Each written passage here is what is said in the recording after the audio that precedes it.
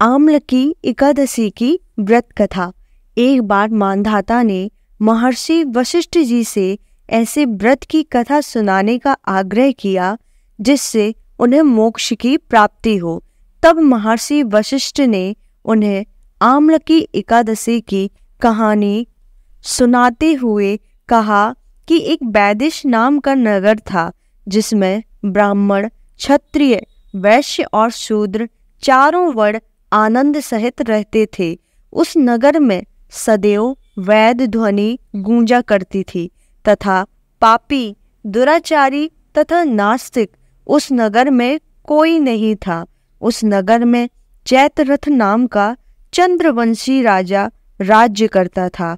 वह अत्यंत विद्वान तथा धर्मी था। उस नगर में कोई भी व्यक्ति दरिद्र व कंजूस नहीं था। सभी नगरवासी विष्णु भक्त थे और आबाल, वृद्ध, स्त्री, पुरुष एकादशी का व्रत किया करते थे। एक समय फाल्गुन मास के शुक्ल पक्ष की आम्लकी एकादशी आई। उस दिन राजा, प्रजा तथा बाल वृद्ध सब ने हर्षपूर्वक व्रत किया। राजा अपनी प्रजा के साथ मंदिर में जाकर पूर्ण कुंभ स्थापित करके धूप, दीप, नैवेद्य, पंचरत्न आदि से आंवले का पूजन करने लगे और स्तुति करने लगे। तभी वहां एक भूखा शिकारी आ गया और उसने भी बैठकर मन से कथा सुनी, जिसके कुछ दिन बाद उसकी मृत्यु हो गई।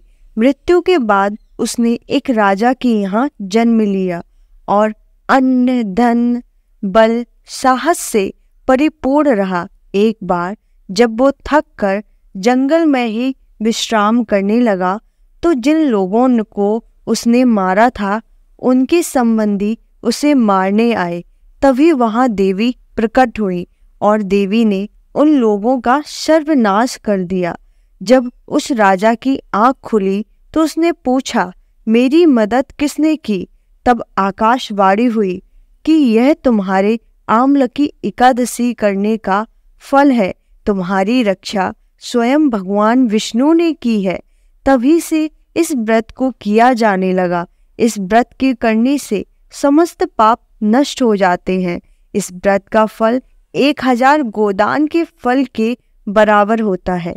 हे भगवान विष्णु, जैसे राजा की रक्षा की वैसे सबकी रक्षा करना।